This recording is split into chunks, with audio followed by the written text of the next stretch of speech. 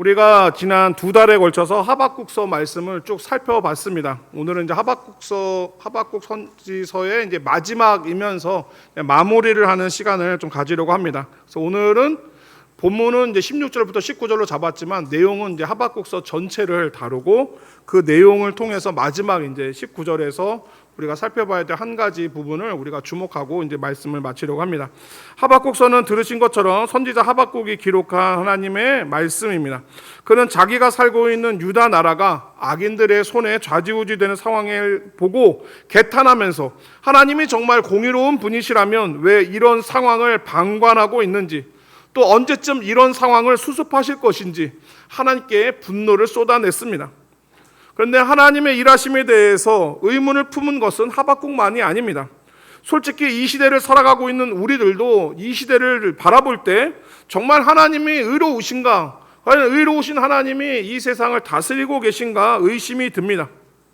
선한 사람들은 늘 이용당하고 착취당하고 빼앗기고, 악한 사람들은 속이고 훔치고 거짓말로 자기 이익을 불리는 이런 모든 상황들을 우리가 매일 뉴스를 통해서 보고 있습니다. 뉴스를 보면서 분노하는 모든 상황들이 뭡니까? 바로 하박국이 보고 분노했던 것과 같은 상황입니다. 왜 하나님은 이런 악인들을 가만 놔두시며 왜 이런 상황들을 가만히 지켜보시는 것일까? 하지만 하나님께서는 하박국의 생각처럼 가만히 지켜보고만 있지는 않았습니다. 하나님께서는 이 모든 상황 가운데 하나님의 방법대로, 그분의 계획대로 일하고 계셨습니다. 다만 하나님의 계획과 일하심은 종종 우리의 기대나 우리의 생각과는 많이 다르다는 것입니다. 유다의 공의와 회복을 요구하는 하박국에게 하나님이 하나님의 해결법을 제시했는데 그것은 엄청나게 충격적이었습니다. 바로 이웃의 포악한 강대국인 바벨론을 사용해서 유다의 악을 심판하겠다는 것이 하나님의 해결책이었습니다. 이 얘기를 들었을 때 하박국은 도저히 용납할 수가 없었습니다. 아무리 우리의 죄가 크다고 하더라도 바벨론은 우리보다 더 악한 나라인데 그런 바벨론을 사용해서 우리를 심판한다는 것은 도저히 인정할 수가 없었습니다. 하지만 하나님이 바벨론을 사용하셔서 유다를 심판하는 것은 유다보다 바벨론이 의로워서가 아닙니다. 바벨론은 악합니다. 하나님께 심판받아 마땅합니다. 하지만 하나님께는 다른 계획이 있습니다. 바로 바벨론을 통해 유다를 수술하려는 것입니다. 이미 지나온 상황에서 유다는 굉장히 많이 상해 있었습니다. 이거는 고쳐봤자 얼마 오래 가지 못하고 또 다시 이런 상황을 만날 것이 뻔하기 때문에 하나님께서는 망가진 유다를 고쳐 쓰는 방법보다는 헐고 다시 새로 세우는 쪽을 택하셨습니다. 그래서 하나님은 유다를 바벨론에 망하게 하시기로 하고 이것을 하박국에 통보해 주신 겁니다. 하지만 하나님께서 유다를 바벨론에 망하게 한다고 해서 그게 유다 민족의 끝은 아닙니다. 종말은 아닙니다. 하나님께서는 종말 이후에, 멸망 이후에 그들을 다시 회복시키겠다는 분명한 약속을 주십니다. 또한 하나님은 범죄한 유다를 심판하듯이 범죄한 바벨론도 심판하겠다라고 말씀을 하십니다. 사람들은 이 이야기를 들었을 때 하박국을 포함하여서 바벨론이 어떻게 무너질까? 야, 그건 불가능한 일이야 라고 생각했을 것입니다. 마치 오늘날 제가 미국이 언젠가는 멸망할 것입니다, 무너질 것입니다 이렇게 말하면 참 웃기는 소리 하고 있네, 미국이 폭이나 망하겠다, 아마 여러분이 그렇게 생각하실 것 같아요. 같은 반응이었을 겁니다. 하지만 온 땅의 주인이신 하나님께서는 자신이 정한 때 자신의 계획대로 반드시 그 일을 이루어 내셨습니다. 그리고 앞으로도 그렇게 하실 것입니다. 그것을 하박국에게 말씀하시고 하나님께서 또한 이렇게 말씀합니다. 의인은 믿음으로 말미암아 살리라. 하나님 말씀대로 정말 그분이 계획하신 일을 정하신 때 반드시 이루신다라고 믿는다면 그 믿음을 가진 성도는 이와 같은 상황 속에서 어떠한 모습으로 살아야 될까요? 어떠한 태도로 살아야 될까요? 믿음을 가지고 기다려야 됩니다. 하나님의 계획이, 하나님의 일하심이 나타날 때를 기다려야 됩니다. 그러면 그 날이 비록 더디게 오는 것 같더라도 그 믿음으로 기다리고 있으면 언젠가 반드시 보게 될 것입니다. 오늘 말씀은 약속된 승리의 날까지 성도는 어떠한 마음으로 살아야 하는지를 우리가 한 번 더 살펴보려고 합니다.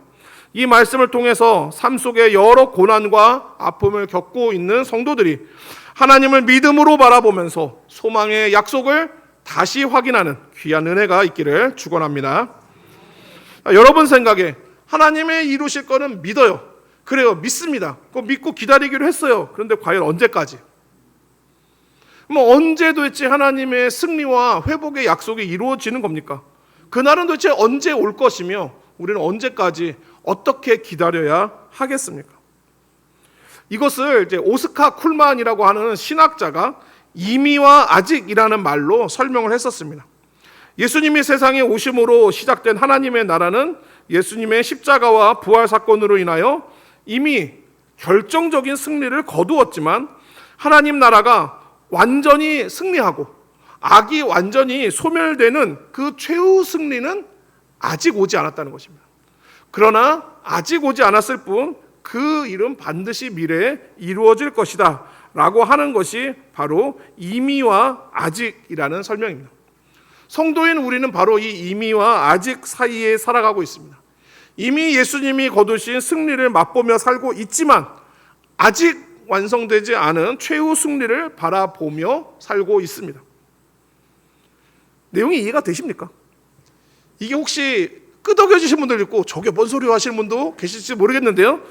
아마 이거를 설명한 사람도 자기의 설명이 어렵다라고 생각하는 분들을 위하여 자기 나름대로 쉬운 예를 들어서 설명을 했는데 이 예도 혹시 어려울지 모르겠습니다만 그 다음에 제가 이 사람이 한 얘기를 그대로 설명을 해보도록 하겠습니다.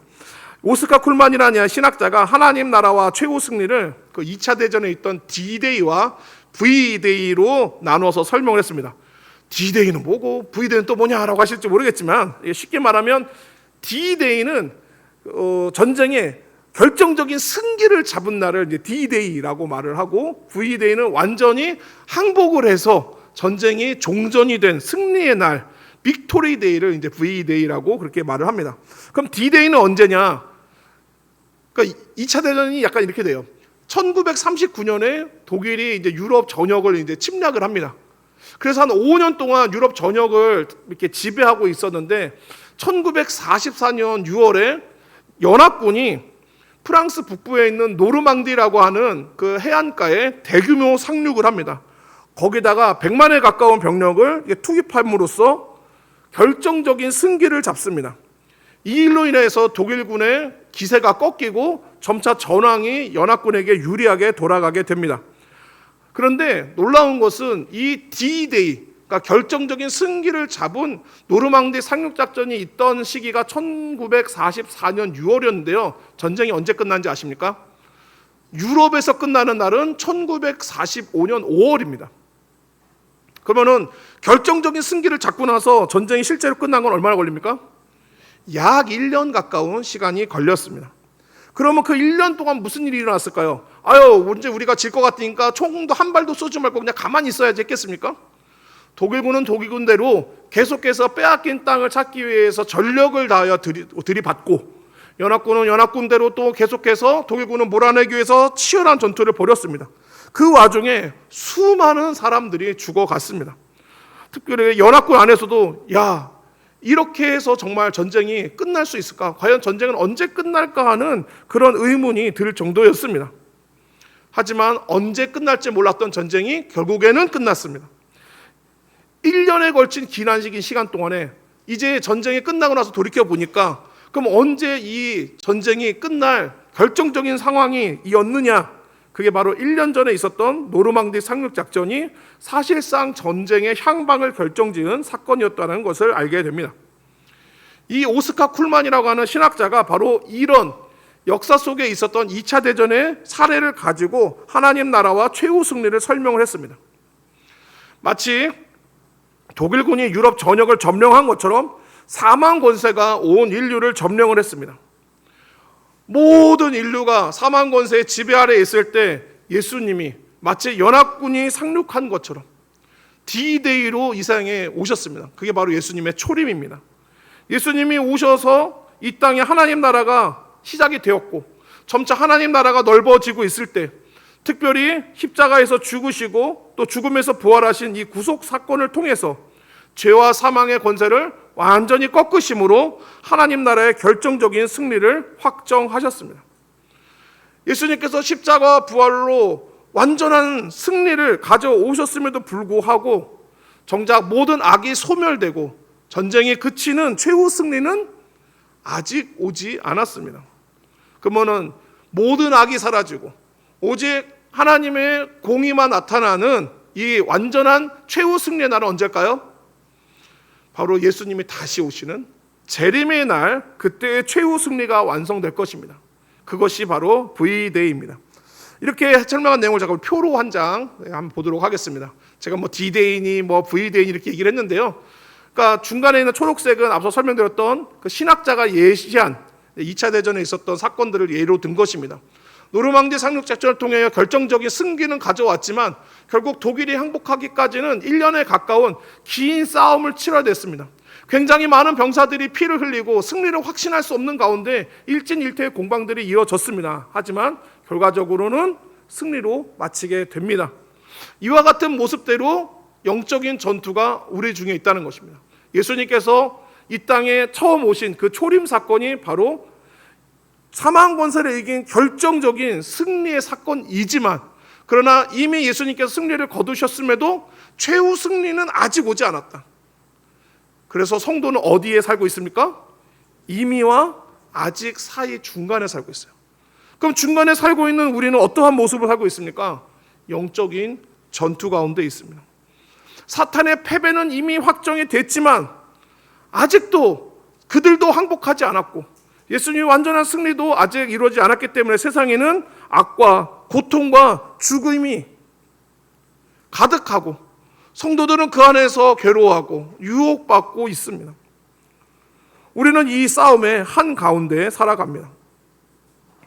D-Day 이후에도 전쟁이 즉시 끝나지 않고 계속되는 전투 속에 수많은 희생이 발생했던 것처럼 이미와 아직을 살아가는 성도들도 세상의 수많은 불의와 죄악 사이에서 큰 고통과 아픔을 겪으면서 살고 있습니다. 그럼에도 전쟁이 결국 끝난 것처럼 결국에는 최후 승리가 나타날 것입니다.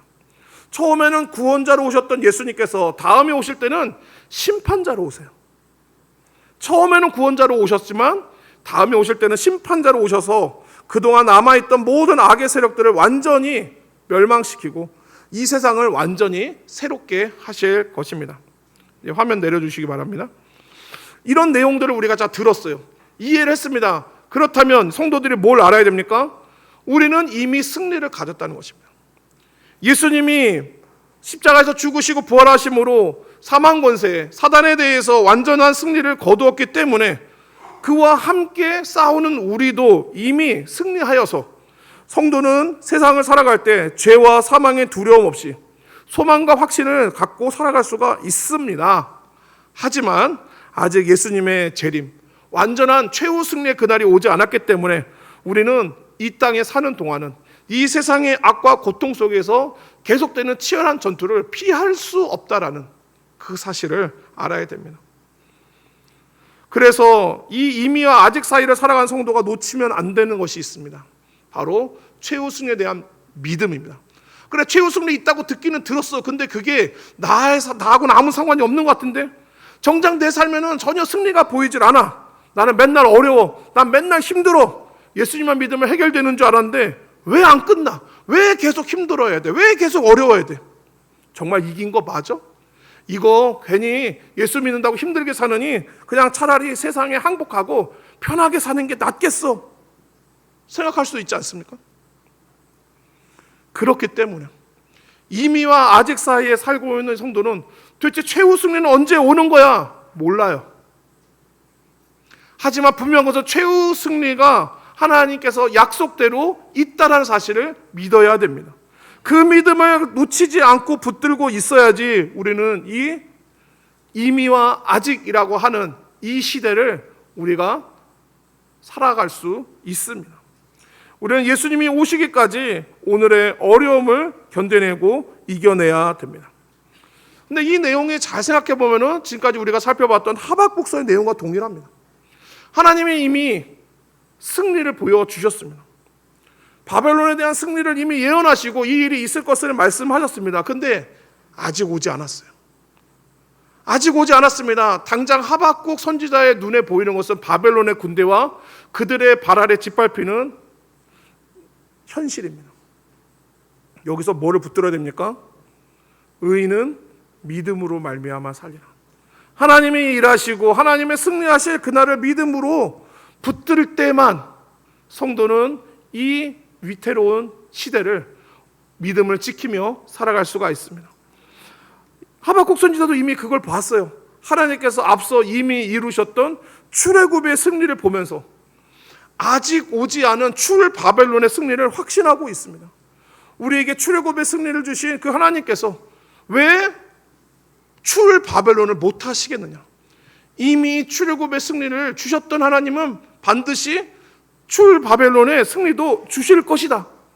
이 믿음으로 인내하고 견디는 이것이 바로 하박국 선지자의 모습이요, 또 오늘을 살아가는 우리의 모습일 것입니다. 이제 오늘 본문으로 돌아와서 다시 말씀을 살펴보도록 하겠습니다. 지난주에 3장 1절부터 15절까지를 살펴봤었는데 이 내용은 진노를 품고 심판하러 오시는 하나님의 모습을 묘사하고 있습니다. 앞에 2장에서는 바벨론의 모습을 주로 주목을 했거든요. 그들이 포악을 행하고 이제 이웃을 집어삼키는 내용들을 강조하면서 이제 우리나라도 이렇게 되겠구나, 아이고 큰일 났다 하고서 겁이 나는 그런 내용이 주로 설명이 됐는데, 근데 하박국 선지자의 눈을 하나님이 착 열어주고 나니까 진짜 무서운 존재는 바벨론이 아니라 하나님이라는 것을 알게 됩니다. 2장에서는 바벨론의 무서움에 대해서 쭉 설명했지만 3장에 서 보니까 하나님이 오시는데 그 하나님 모습이 바벨론보다 더 무섭습니다. 여러 내용이 있지만 간단하게 두 개만 살펴보면 10절에 산들이 주를 보고 흔들리며 창수가 넘치고 바다가 소리를 지르며 손을 높이 들었나이다. 뭐 같습니까? 무서워서 항복하는 모습 같지 않습니까?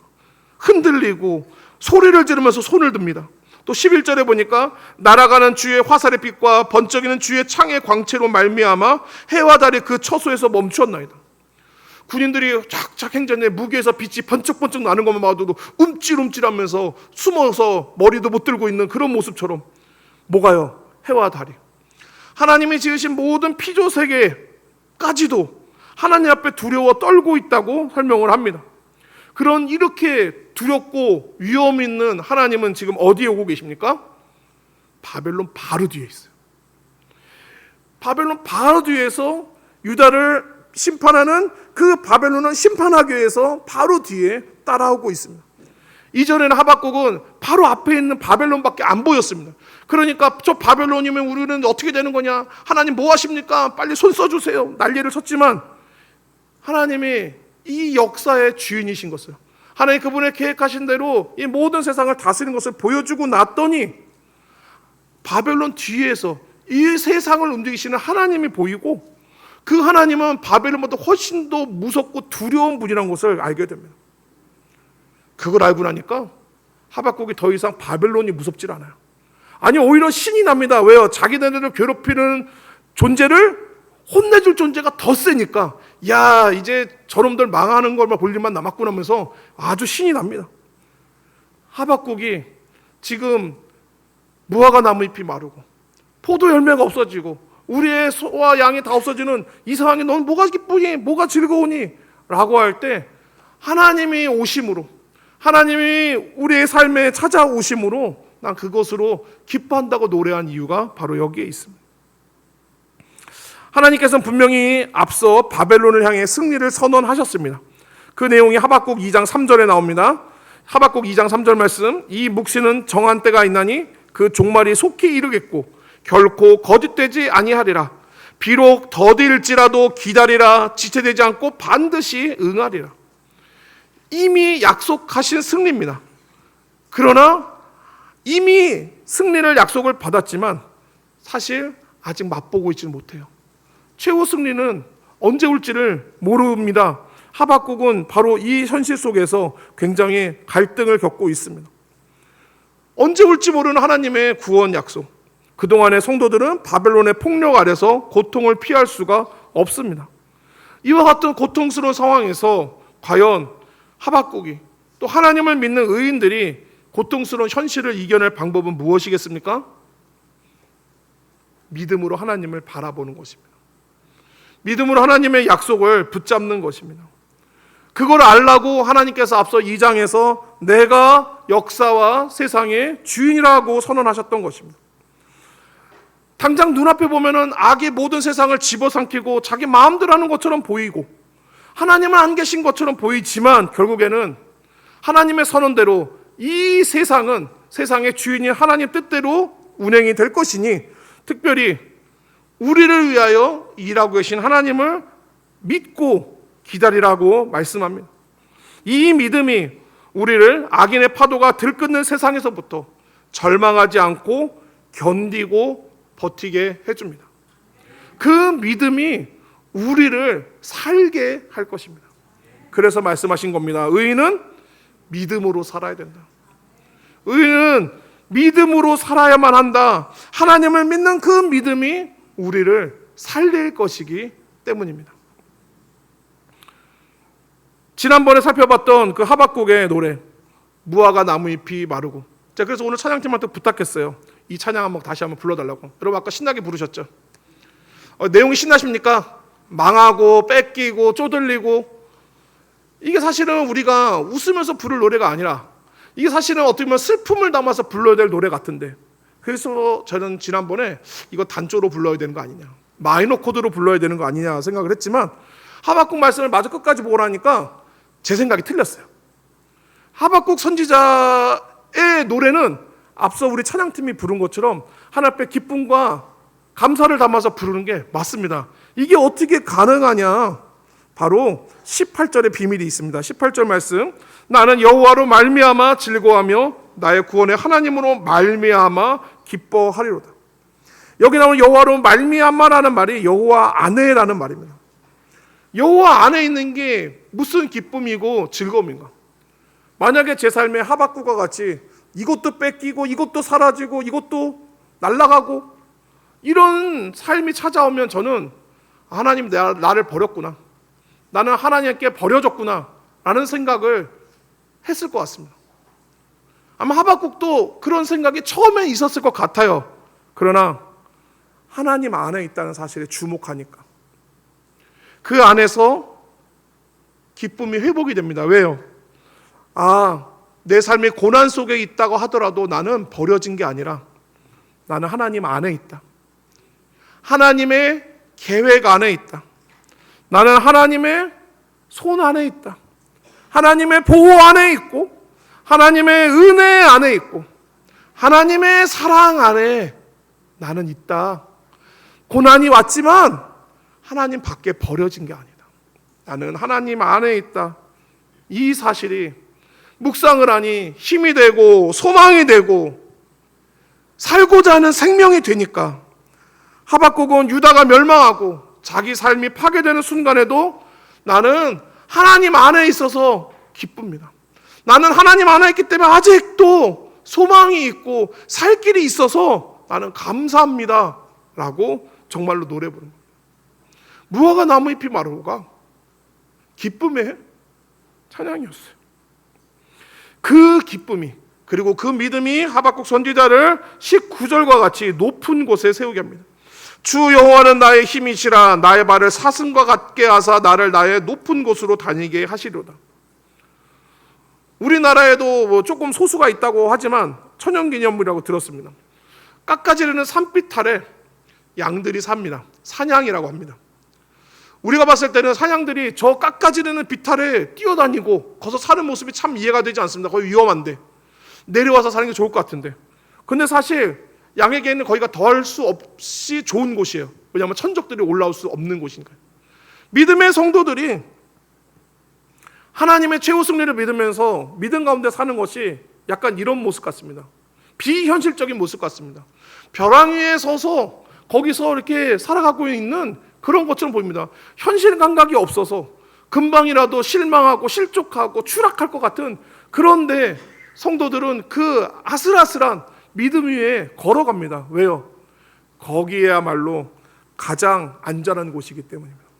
가장 하나님과 가까운 곳이며 우리를 실족시키고 넘어뜨리고 아프게 하는 모든 세상의 어두운 악한 것들로부터 가장 안전한 곳이기 때문에 성도들은 믿음이라는 벼랑 위를 어쩌면 살아갑니다.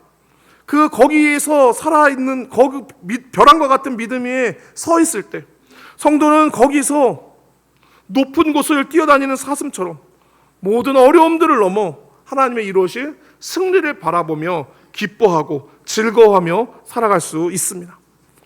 이와 같은 기쁨과 즐거움, 승리의 확신이 하박국 선지자에게서 우리 모두에게로 올 수 있기를 주님의 이름으로 축원합니다. 말씀을 마무리합니다. 히브리서 11장을 우리가 소위 믿음장이라고 부릅니다. 거기에 나오는 많은 사람들은 다 믿음의 사람들이었습니다. 근데 그 사람들이 그 믿음을 보였던 상황들이 어떤지 아십니까? 편하고 안락했던 삶을 살았던 사람은 단 한 사람도 없습니다.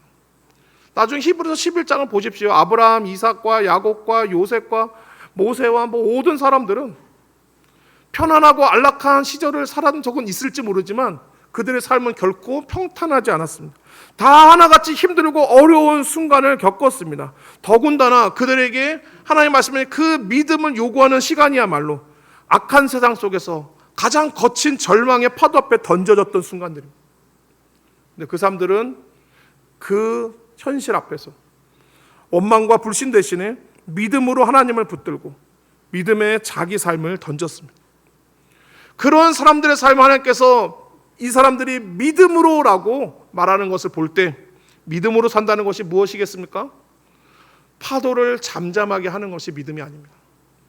믿음으로 산다는 것은 파도를 헤쳐나가는 것입니다.